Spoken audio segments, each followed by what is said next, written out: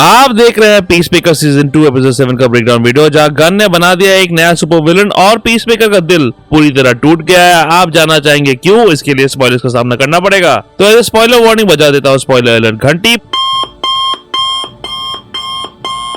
और उससे पहले लाइक सब्सक्राइब कर दीजिएगा, नोटिफिकेशन घंटी बजा दीजिएगा ताकि अपडेट मिलते रहे आप लोगों को। और वेलकम टू द चैनल जो प्लेटफॉर्म है एमसीयू, डीसी और फिल्मों की हर खबर का जस्ट अ रिव्यू।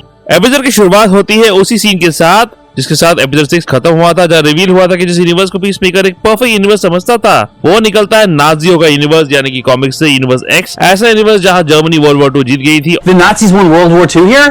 Yes. और अब हिटलर के चमचे, जिन्हें कहा जाता है नाजी, वो लोग इस दुनिया को रूल कर रहे हैं। इस दुनिया में सिर्फ व्हाइट्स को ही रहने का हक है, बाकी सारे रेसेस को रेफ्यूजी कैंप्स में रख दिया गया है, जो एक सीन में कंफर्म किया गया था, Forced to toil away in camps their entire lives. जो वर्ल्ड वॉर 2 के दौरान नाजियों ने किया था बड़ी बर्बरता के साथ। खैर, सीन में जेनिफर हॉलैंड का किरदार, एमिलिया हार्कॉट, जॉन सीना के किरदार पीसमेकर को पॉइंट आउट करती है कई नाजी सिंबल्स जो उसके आंखों के सामने है, पर उसे दिखाई नहीं दिए क्योंकि क्रिस बेवकूफ है। I'm really sorry, इसमें आप बहुत बड़े बेवकूफ लग रहे हैं। जैसे कि हिटलर बड़ा सा चित्र जो था जर्मनी का डिक्टेटर, और वर्ल्ड वॉर 2 के दौरान जर्मनी के हार के बाद उसकी भी मौत हो गई थी, पर इस दुनिया में हिटलर जिंदा है शायद और राज कर रहा है। इस चित्र के अगल बगल दिखता है अमेरिका के फेमस कैपिटल बिल्डिंग का चित्र और कुछ और फ्लैग्स नाजी स्वास्तिका के सिंबल्स के साथ, जो हमने पिछले एपिसोड के आखिरी पलों में देखा था। इसके अलावा एक टेबल में मे कैम्प रखा हुआ है, जो है एक 1925 ऑटोबायोग्राफिकल किताब जो लिखी थी हिटलर ने अपने पॉलिटिकल बिलीफ्स के बारे में लिखा था। एपिसोड का टाइटल है like a Keith in the night, क्योंकि ये एपिसोड सेटअप करती है क्रिस्टोफर स्मिथ के भाई ऑल्टरनेट वर्जन के कीथ को एज अ बिग विलन। पहले उसे मालूम पड़ता है कि क्रिस ने उसके भाई यानी कि ऑल्टरनेट पीसमेकर को मार दिया था। उसके बाद अंत में विजिलेंटे गलतफहमी की वजह से उसके पिता ऑगी को मार देता है। कीथ ऑलमोस्ट मर ही जाता है और जख्मी हालत में उसकी आंखों में नफरत और बदला दिखता है, जो उसके विलन बनने की तरफ पहला स्टेप है, जहां वो अपने बाप भाई को बहुत प्यार करता था और उनके मरने के बाद उसकी जिंदगी का एक ही मकसद होगा, उन लोगों का मारना जिन्होंने उन दोनों को मारा है। बाप का, दादा का, भाई का, सबका बदला लेकर। यह कॉमिक बुक किरदार कैप्टन ट्राइम के विलन ओरिजिन की कहानी। कैप्टन ट्राइम था एक golden age super hero. Lens Gallant नाम, जब उसका जुड़वा भाई माइकल गुंडों के हाथों मारा गया, वो बन गया एक बहुत शक्तिशाली भूत और फिर घुस गया उसके भाई के शरीर के अंदर, दे दिया सुपर पावर्स। ये वर्जन ऑब्वियसली अलग होगा, भूतिया नहीं होगा। इस यूनिवर्स एक्स में ऑगी एक अच्छा आदमी निकलता है, पर यहाँ फिर से पीसमेकर के सामने उसके पिता की मौत हो जाती है और उसके भाई ऑलमोस्ट मर जाता है। साइकोलॉजिकली ये ऑब्वियसली क्रिस के चाइल्डहुड ट्रॉमा को फिर से जगा देता है। जॉन सीना का परफॉर्मेंस इस सीन में लाजवाब है। एक रेसलर से एक कॉम्पिटेंट एक्टर तक की जर्नी में जॉन सीना का ये नया जन्म हुआ है, जिसका श्रेय जेम्स गन को ही चाहिए। 5 रुपए का इनाम दो गन साहब को। उस आखिरी सीन में पीसमेकर की आंखों के सामने उस हर एक इंसान की मौत दिखती है, उसके वजह से मरा होगा।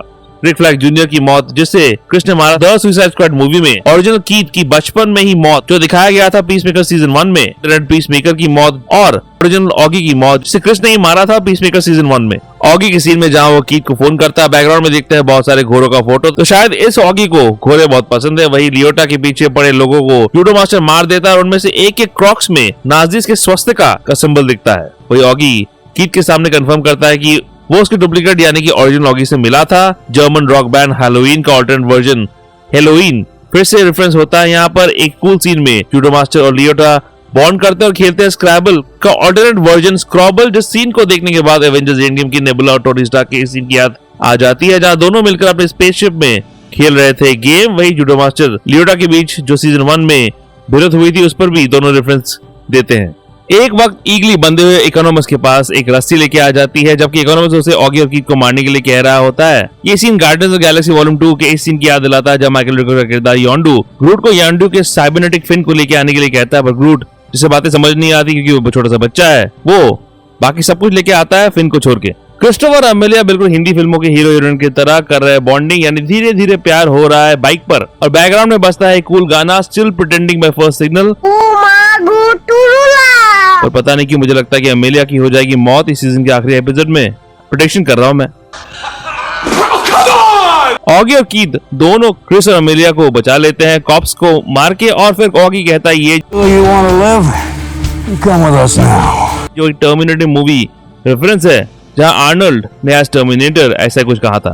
Come with me if you want to live. Superman movie references भी है यहाँ पर। अगस्त ने सुपरमैन के अंत के बाद लूथर कॉप्स कंट्रोल सेंटर को अपनी कंट्रोल में ले लिया है, जहाँ से सुपरमैन मूवी के दौरान लूथर अल्ट्रामैन को कंट्रोल करता था, और अंत में सुपरमैन ने लूथर को यहीं पे कन्फ्रंट किया था। सुपरमैन फिल्म से एक और कैमियो देखने को मिलता है, जो कि है लेक्स के असिस्टेंट सिडनी हैपरसन का कैमियो, जिस किरदार को निभाते हैं गन का एक और best friend Stephen Blackheart. Comics में भी वो लेक्स का चमचा था और एक ब्रिलियंट साइंटिस्ट भी। इस सीन से ये भी क्लियर है कि सिडनी ने किताब लिखी है डायमेंशनल इंटरकनेक्टिव पे। सिडनी क्रिस का पोर्टल कहाँ पे है वो खोज लेता है और ये भी बताता है कि लेक्स का पोर्टल वॉबली था और ये पोर्टल स्थिर है, यानी कि बहुत टाइम तक खोला जा सकता है इस पोर्टल को। हालांकि लेक्स का पोर्टल ज्यादा टाइम तक खुला नहीं रखा जा सकता था। जूडो मास्टर क्रिस को बुलाता है next door boy from toy story, जो रेफरेंस है प्रचलित एनिमेटेड फिल्म टॉय स्टोरी 1 पर और उसके विलेनस किरदार सिथ फिलिस पर, जो था टॉय स्टोरी की प्रोटैगनिस्ट एंडी का कजिन। सिथ खिलौनों को टॉर्चर और मॉडिफाई करता था, वो म्यूटेंट टॉयज को क्रिएट करने के लिए भी जाना जाता था।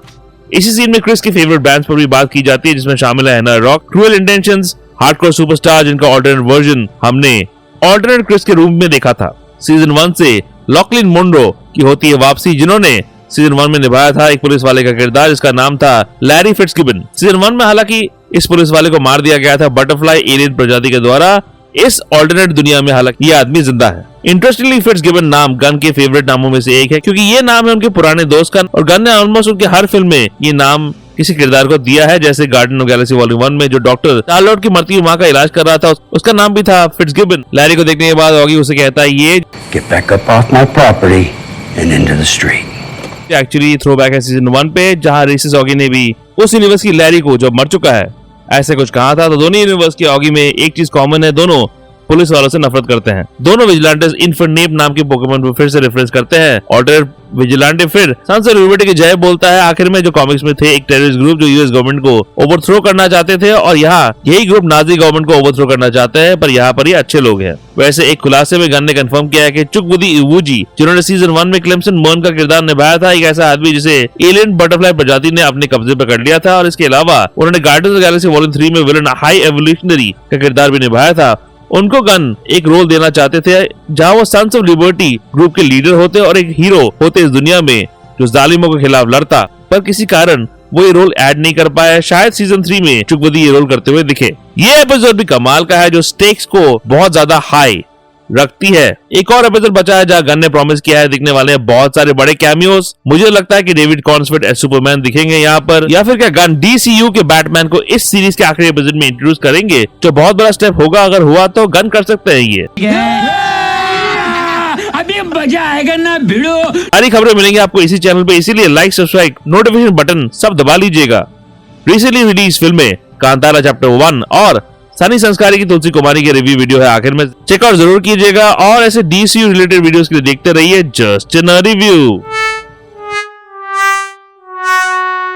नर्डी व्यू के अपडेट्स के लिए और छोटे बड़े स्निपेट्स के लिए फॉलो कीजिए ऑन ट्विटर @ProNerdyView201 में, और ProNeedDiaryBlogspot.com में भी आपको अपडेट्स मिल जाएंगे।